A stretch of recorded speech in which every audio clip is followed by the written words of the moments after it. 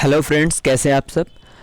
आज जो सेशन हम आपके लिए लेके आए हैं ये बहुत ही इंपॉर्टेंट है यूपीएसआई के लिए एंड यूपी पुलिस के लिए और लॉ के जितने भी एग्ज़ाम होते हैं इसमें ये बहुत ही अच्छे और 4-5 क्वेश्चंस तो इसमें पूछ ही लिए जाते हैं। तो इंडियन पीनल कोड एक बहुत ही अच्छा टॉपिक है अगर लॉ से रिलेटेड कोई भी एग्ज़ाम हो रहा है। एंड बेसिकली जो आज के टाइम में आपके लिए फॉर्म आया हुआ है यूपीएसआई का, बहुत ही अच्छी वैकेंसी है, 9574 वैकेंसी आई हुई हैं। तो आप लोग बिल्कुल ये चूके नहीं और 5-6 क्वेश्चंस बहुत मैटर करता है अगर आपकी जो है आपको लीड करना है तो इसको जानना ज़रूरी। और हमने इसी एक वीडियोस में पूरा भारतीय जो है भारतीय दंड संहिता को शामिल कर दिया है। ठीक है, तो पहले हम भारतीय दंड संहिता को जानते हैं क्या है, इसका इतिहास क्या रहा है, इसके बारे में हम जानेंगे। उसके बाद में एक एक करके हम आपके साथ बाइफरकेट करते हुए डिस्कस करेंगे। तो भारतीय दंड संहिता भारत के अंदर भारत के किसी भी नागरिक द्वारा किए गए कुछ अपराधों की परिभाषा व दंड का प्रावधान करती है, किंतु यह संहिता भारत की सेना पर लागू नहीं होती। अनुच्छेद 370 हटने के बाद में जम्मू कश्मीर में भी अब भारतीय दंड संहिता लागू होने लगी है। जब से 370 हटा है तब से इंडियन पीनल कोड जो है वो जम्मू कश्मीर में भी लागू होने लगी। ठीक है, आईपीसी 1860 भारतीय दंड संहिता का एक व्यापक कानून है जो भारत में आपराधिक कानून के वास्तविक पहलुओं को शामिल करता है। ठीक है, अब प्रत्येक के लिए सजा और जुर्माना को भी ये बताता है जो भी लोग अपराध करते हैं। और इसके बारे में जैसे एक लॉ है, लॉ अगर कोई भी लॉ का उल्लंघन करता है यानी कानून के नियमों का पालन नहीं करता है तो उसको इंडियन पीनल कोड के तहत उसको सजा या दंड का प्रावधान शामिल किया गया है भारतीय संविधान में। ठीक है, इसके बारे में हम थोड़ा जानेंगे कि भारतीय दंड संहिता ब्रिटिश काल में सन 1860 में लागू हुई। उसके बाद इसने समय समय पर संशोधन होते रहे, विशेषकर भारत के स्वतंत्र होने के बाद पाकिस्तान और बांग्लादेश जैसे देश में भी ये भारतीय दंड संहिता को ही लागू किया गया है। लगभग इसी रूप में ये विधान तत्कालिक अन्य British उपनिवेशों Burma, Sri Lanka, Malaysia, Singapore और ब्रुनेई आदि में लागू किया गया। बच्चों, अगर ये क्वेश्चन पूछ लिया जाता है कि और किन देशों में भारतीय दंड संहिता लागू होती है तो सबसे पहले तो 2 ऑप्शन आपके पास रहेंगे, पाकिस्तान और बांग्लादेश में भी भारतीय दंड संहिता लागू की जाती है। ठीक है, और जो देश हैं जहां पे इंडियन पीनल कोड लागू होता है वो है बर्मा, श्रीलंका, मलेशिया, सिंगापुर और ब्रुनेई में। ठीक है, अब हम एक एक करके डिस्कस करेंगे। अगर हम धारा 1 के बारे में हम जानें तो संहिता का नाम और उसके प्रवर्तन का विस्तार है। जैसे 370 में अभी इसका प्रवर्तन हुआ है। ठीक है, तो ये धारा 1 के तहत आएगा। ठीक है, धारा 2 में अगर हम बात करते हैं तो भारत के भीतर किए गए अपराधों का दंड जो है वो धारा 2 में है। धारा 3 में अगर हम बात करें तो भारत से परे किए गए किंतु उसके भीतर विधि के अनुसार विचारणीय अपराधों का दंड है। धारा 4 में राज्य क्षेत्रातीत अपर देशीय अपराधों का संहिता का विस्तार है। ऐसे ही अगर हम धारा 5 के बारे में बात करते हैं तो धारा 5 कहता है कि कुछ विधियों पर इस अधिनियम द्वारा प्रभाव न डाला जाना। धारा 6 में संहिता में की गई परिभाषाओं का अपवादों के अध्ययन समझा जाना। धारा 7 में एक बार अस्पष्टीकृत वाक्यांश का अभिप्राय जो है वो धारा 7 में दिया गया है। धारा 8 में अगर हम बात करते हैं तो ये लिंग के बारे में बताता है। लिंग का मतलब हो गया मेल फीमेल, जिससे रिलेटेड कोई अगर प्रॉब्लम्स क्रिएट होती हैं तो धारा 8 के अंतर्गत इसमें दंड का प्रावधान शामिल किया गया है। धारा 9 के बारे में बात करते हैं तो वचनों के बारे में कहा गया है। धारा 10 में पुरुष या स्त्री के लिए दंड का प्रावधान है। धारा 11 में किसी व्यक्तियों के लिए, विशेष व्यक्तियों के लिए। धारा 12 में जनता या जन सामान्य के लिए। धारा 13 में क्वीन की परिभाषा दी गई है। इंपॉर्टेंट है, ये आ चुका है एग्जाम में, तो आप इसको इस धारा 13 को आप लोग जो है थोड़ा सा इंपॉर्टेंट कर लीजिएगा। ठीक है, धारा 14 में सरकार का सेवक, ठीक है, इसको लेके भारतीय दंड संहिता में दंड का प्रावधान है। अब हम आगे बात करते हैं कि धारा 15 में ब्रिटिश इंडिया की परिभाषा दी गई है। धारा 16 में गवर्नमेंट ऑफ इंडिया की परिभाषा दी गई है। धारा 17 में सरकार की बारे में बात किया गया है। धारा 18 में भारत के बारे में बात किया गया है। धारा 19 में न्यायाधीश, जो हमारे देश की न्यायपालिका है उसकी जो न्यायाधीश है उनके बारे में धारा 19 में बात करते हैं। धारा 20 में न्यायालय के बारे में बात किया गया है। धारा 21 में लोक सेवक के लिए बात किया गया है। धारा 22 में चल संपत्तियों की बात की गई है। धारा 23 में सदोष, अभिलाभ और हानि को लेके डिस्कशन किया गया है। धारा 24 में अगर हम बात करते हैं तो बेईमानी करना, ठीक है, ऐसा नहीं कि अब धारा 24 के दिया गया तो आप बेईमानी करने लगे, उसके दंड प्रावधानों का उल्लेख है इसमें। धारा 25 में कपट पूर्वक अगर कोई आप काम करते हैं तो उसमें धारा 25 में जो है दंड का प्रावधान सम्मिलित है। धारा 26 में बात करें तो विश्वास करने के कारण, अगर आप किसी से बहुत ज़्यादा ट्रस्ट कर रहे हैं, अगर वो आपके ट्रस्ट को ब्रेक करता है तो आप धारा 26 के अंतर्गत उसको दंड का प्रावधान, आप दंड उसे दिला सकते हैं।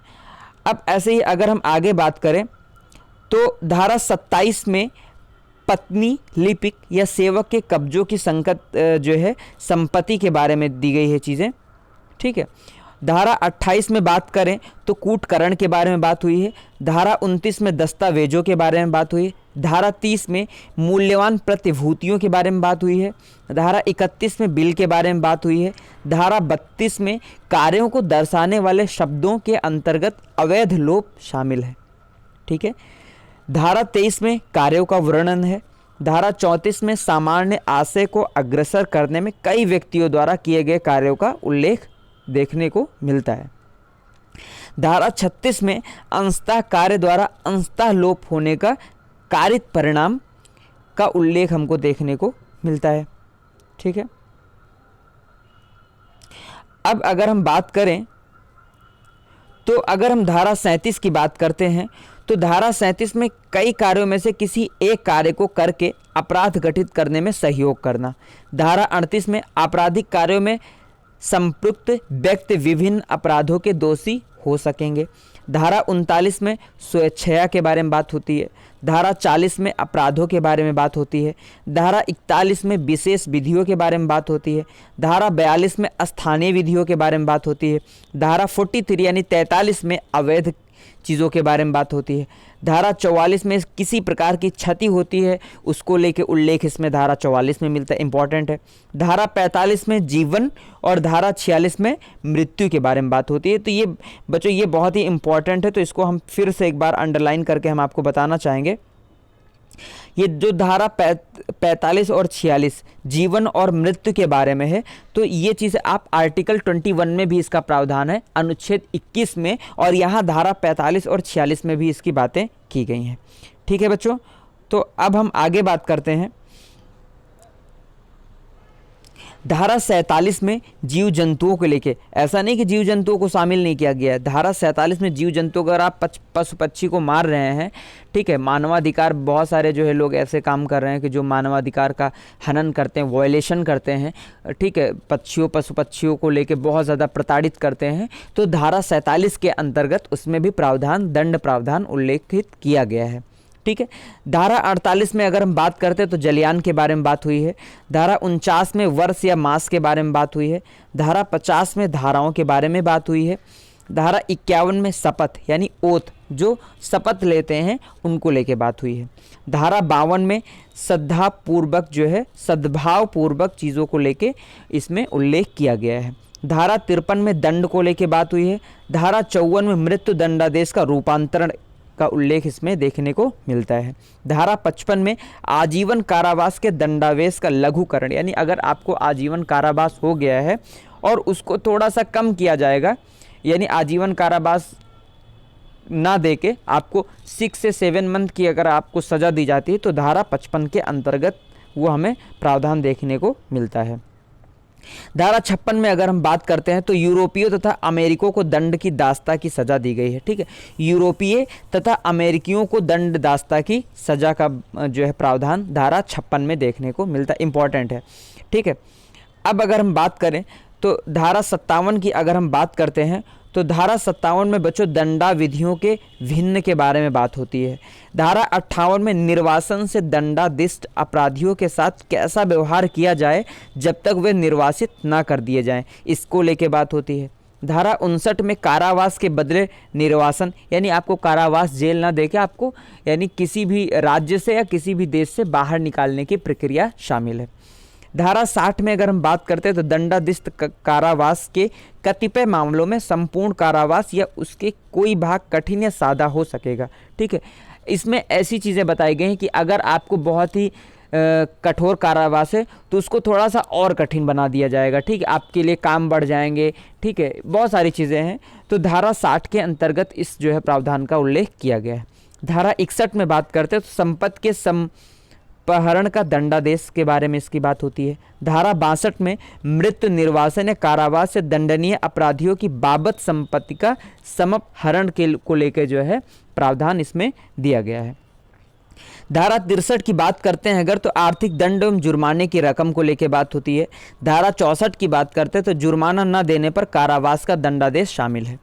ठीक है, अब हम धारा 65 की अगर हम बात करते हैं तो धारा 65 में इसका उल्लेख जो हमें देखने को मिलता है, ये बच्चों जब किसी कारावास और जुर्माना दोनों आदिष्ट किए जाए, जब कारावास और जुर्माना दोनों आदिष्ट किए जा सकते हैं तब जुर्माना ना देने पर कारावास की अवधि बढ़ाई या घटाई जा सकती है। धारा 66 में जुर्माना न देने पर किस भांति का कारावास दिया जाए। अगर आपके पास पैसा नहीं है तो हो सकता है आपके कारावास को और दिन तक बढ़ा दिया जाए, ये धारा 66 में कहा गया है। धारा 67 में आर्थिक दंड न चुकाने पर कारावास को लेकर बात हुई है, जबकि अपराध केवल आर्थिक दंड से दंडनीय हो। ठीक है, धारा 68 में आर्थिक दंड के भुगतान पर कारावास का समाप्त हो जाना। धारा 69 के बारे में बात करें तो जुर्माने के आनुपातिक भाग को दिए जाने की दशा व कारावास का पर्यवसान को लेकर बात होती है। धारा 70 में अगर हम बात करें तो जुर्माने को 6 वर्ष के भीतर या कारावास के दौरान वसूल किया जाना मृत्यु संपत्ति के दायित्व से उन्मुक्ति नहीं करती है। ठीक है बच्चों, अब हम आगे जितनी भी धाराएं उनको लेकर हम बात करते हैं। धारा 71 में बच्चों जो प्रावधान दिया गया है, कई अपराधों से मिलकर बने अपराध के लिए दंड की अवधि धारा 71 में बताई गई है। धारा 72 में कई अपराधों में से एक के दोषी व्यक्ति के लिए दंड, जबकि निर्णय में ये कथित है कि ये संदेश कि वो किस अपराध का दोषी है। धारा 73 में एकांत परिरोध को लेकर बात होती है। धारा 74 में एकांत परिरोध की अवधि को लेकर बात होती है। धारा 75 में पूर्व दोष सिद्ध के पश्चात अध्याय 12 या अध्याय 17 के अधीन कतिपय अपराधों के लिए वाधित दंड को लेकर प्रावधान इसमें देखने को मुझे मिलता है। बच्चों अगर धारा 76 को लेकर हम बात करते हैं तो विधि द्वारा आबद्ध या तथ्य की भूल के कारण अपने आप की विधि द्वारा आबद्ध होने का विश्वास करने वाले व्यक्ति द्वारा किए गए कार्यों का वर्णन हमको धारा 76 के प्रावधान में देखने को मिलता है। ठीक है, ऐसे ही अगर हम धारा 77 को लेकर बात करते हैं तो धारा 77 में न्यायिकता कार्य हेतु न्यायाधीश का कार्य इसमें वर्णित है। धारा 78 में बात करते हैं तो न्यायालय के निर्णय या आदेश के अनुसरण में किया गया कार्य शामिल है। धारा 79 की बात करते हैं तो विधि द्वारा न्यायानुमत या तथ्य की भूल से अपने को विधि द्वारा न्यायानुमत होने का विश्वास करने वाले व्यक्ति द्वारा किया गया कार्य शामिल है। धारा 80 में बात करते हैं तो विधि पूर्ण कार्यों में दुर्घटना को लेकर बात होती है। धारा 81 में अगर बात होती है तो आपराधिक आशय के बिना और अन्य क्षति के निवारण के लिए किए गए कार्य जिससे क्षति कारित होना संभाव्य है, इसको लेकर बात होती है। ऐसे ही अगर हम धारा 82 की बात करें तो 7 वर्ष से कम आयु के शिशु का कार्यों का वर्णन धारा 82 में शामिल है। धारा 83 की बात करें तो 7 वर्ष से ऊपर किंतु 12 वर्ष से कम आयु के अपरिपक्व समझ के शिशु का कार्य है। बच्चों ये दोनों धाराएं इंपॉर्टेंट है, 82 और 83। ठीक है, तो इसको थोड़ा सा हम फिर से हम अंडरलाइन करके हम आपको समझाना चाहेंगे। ये जो 83 है इसमें 7 वर्ष से ऊपर किंतु 12 वर्ष से कम आयु के अपरिपक्व समझ के शिशु का कार्यों का वर्णन है 82 और 83 में। ठीक है, तो अब आगे चलते हैं हम। धारा 84 की अगर हम बात करें तो धारा 84 में बिक और त्रिचित व्यक्तियों का वर्णन है।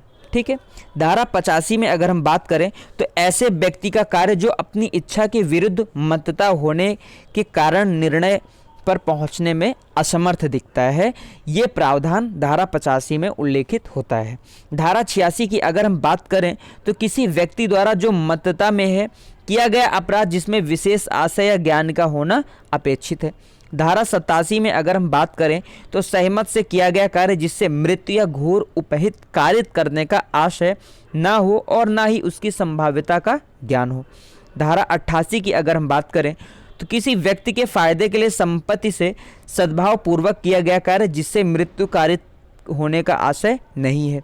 धारा ऐसे ही 89 की अगर हम बात करते हैं तो संरक्षक द्वारा या उसकी संपत्ति से शिशु या उन्मुक्त व्यक्ति के फायदे के लिए सद्भाव पूर्वक किया गया कार्य का वर्णन हमको देखने को मिलता है।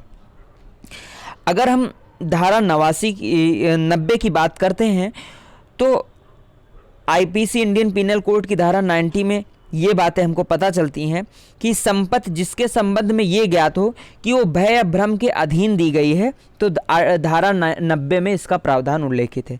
धारा 91 में ऐसे अपवादित कार्य जो कारित छत के बिना भी स्वतः अपराध हैं, ये धारा 91 में उल्लेख हमको इसको देखने का मिलता है। धारा 92 में सहमत के बिना किसी व्यक्ति के फायदे के लिए सद्भाव पूर्वक किया गया कार्यों का वर्णन है। धारा 93 में सद्भाव पूर्वक दी गई संसूचना। धारा 94 में वो कार्य जिसको करने के लिए कोई व्यक्ति धमकियों द्वारा विवश किया गया है। अगर किसी से धमकी मिल रही है, ऐसी चीज़ों का वर्णन धारा 94 में हमको देखने को मिलता है। धारा 95 में तुच्छ अपहानि कारित करने वाला कार्य है। धारा 96 में प्राइवेट प्रतिरक्षा में की गई बातें हैं। धारा 97 में शरीर तथा संपत्ति की निजी प्रतिरक्षा का अधिकार हमको देखने को मिलता है। ऐसे ही अगर हम धारा 98 की बात करते हैं तो ऐसे व्यक्ति के कार्य के विरुद्ध प्राइवेट प्रतिरक्षा का अधिकार जो विकृत चित्त आदि हो, ये धारा 98 में हमें देखने को मिलता है। धारा 99 की बात करते हैं अगर तो कार्य जिनके विरुद्ध प्राइवेट प्रतिरक्षा का कोई अधिकार नहीं है। धारा 100 की बात करते हैं किसी की मृत्यु कारित करने पर शरीर की निजी प्रतिरक्षा का अधिकार कब लागू होता है, ये धारा 100 में बात की गई है। धारा 101 में अगर हम देखते हैं तो मृत्यु से भिन्न कोई क्षति कारित करने के अधिकार का विस्तार कब होता है, ये धारा 101 में बताया गया है। धारा 102 में अगर हम बात करते हैं तो शरीर की निजी प्रतिरक्षा के अधिकार का प्रारंभ और बना रहना।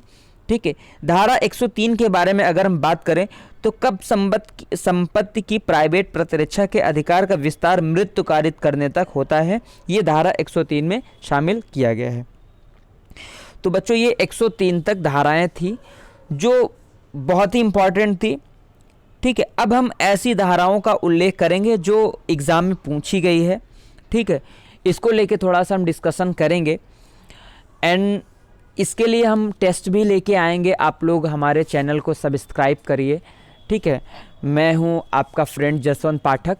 सपोर्ट करिए, लाइक करिए, सब्सक्राइब करिए और हमारे साथ जुड़े रहिए। ठीक है। और हम आपको फिजूल की बातें ना बता के हम आपको जो सॉलिड चीज़ें हैं वो हम आपके जहन में भरेंगे, आपको हम बताएंगे और आपके सिलेक्शन तक आपको हम पहुंचाएंगे। ठीक है। धारा 104 की अगर हम बात करें तो धारा 104 मृत्यु से भिन्न कोई क्षति कारित करने तक के अपराध अधिकारों का जो है विस्तार कब होता है, धारा 104 में शामिल किया गया है। 105 में संपत्ति की प्राइवेट प्रतिरक्षा के अधिकार का प्रारंभ और बना रहना। 107 में 106 में कहा गया कि घातक हमले के विरुद्ध प्राइवेट प्रतिरक्षा का अधिकार जबकि निर्दोष व्यक्ति का अपहान होने का जोखिम है। धारा 107 में किसी बात का दुष्प्रेरण को लेके बात कही जाती है। 108 में दुष्प्रेरक को लेके बात कही गई है। 108 के का में भारत से बाहर के अपराधों के भारत में दुष्प्रेरण को लेके बात होती है। धारा 109 में अगर हम बात करें तो अपराध के लिए उकसाने के लिए दंड यदि दुष्प्रेरित कार्य उसके परिणाम स्वरूप किया जाए और जहां कि उसके दंड के लिए कोई स्पष्ट प्रावधान नहीं है, इसको लेके बात होती है। ठीक है। ऐसे ही अगर हम धारा 110 के बारे में अगर हम बात करें तो धारा 110 में कहा गया है कि दुष्प्रेरण का दंड यदि दुष्प्रेरित व्यक्ति दुष्प्रेरक के आशय से भिन्न आशय के कार्य को करता है तो धारा 110 में शामिल किया गया है। धारा 111 के बारे में अगर बात करें तो दुष्प्रेरक का दायित्व जब एक कार्य का दुष्प्रेरण किया गया है और उससे भिन्न कार्यों को किया जाता है तो धारा 111 में शामिल किया गया है। धारा 112 में अगर हम बात करें बच्चों, तो दुष्प्रेरक कब दुष्प्रेरित कार्य के लिए और किए गए कार्य के लिए आकलित दंड से दंडनीय है, ये धारा 112 में बतलाया गया है। धारा 113 में कहा गया है कि दुष्प्रेरित कार्य से कारित उस प्रभाव के लिए दुष्प्रेरक का दायित्व जो दुष्प्रेरक द्वारा आशयित से भिन्न हो। धारा 114 में कहा गया कि अपराध किए जाते समय दुष्प्रेरक की उपस्थिति अनिवार्य है। धारा 115 में कहा गया है कि मृत्युदंड या आजीवन कारावास से दंडनीय अपराध का दुष्प्रेरण यदि दुष्प्रेरक के परिणाम स्वरूप अपराध होता है, तो ये धारा 115 में शामिल किया गया है। तो गाइज़ आज के लिए बस इतना ही। मिलते हैं हम कुछ नए क्वेश्चंस और नए सेशन के साथ में। आप लोग हमारे चैनल को सब्सक्राइब करिएगा, पसंद आए तो लाइक और शेयर भी करिएगा। और आपको हम बताना चाहेंगे कि इसका टेस्ट हम जल्दी ही करवाना चाहेंगे। जो इम्पॉर्टेंट जितने भी एग्ज़ाम अभी तक हुए हैं, यूपीएसआई, यूपीपी और लॉ के जितने भी एग्ज़ाम हुए हैं, ठीक है, इसमें हम जो भी क्वेश्चंस अभी तक आए हुए हैं उसको हम शामिल करेंगे और उसका एक पर्सनल एक वीडियो हम बनाएंगे जिसमें आपको बहुत ही अच्छा देखने को मिलेगा। और देखो, पढ़ना वही है जो आपके लिए इम्पॉर्टेंट है। सारी चीज़ें पढ़ के आप क्या करेंगे, टाइम वेस्ट है और आपके पास इतना टाइम है भी नहीं। तो जो चीज़ें इंपॉर्टेंट है आप उस पर फोकस करिए और हमारे साथ जुड़े रहिए। मैं हूँ आपका दोस्त जसवंत पाठक। सपोर्ट करिए हमारा और हम आपका सपोर्ट करेंगे। बहुत बहुत धन्यवाद। आज के लिए इतना ही। जय हिंद, जय भारत।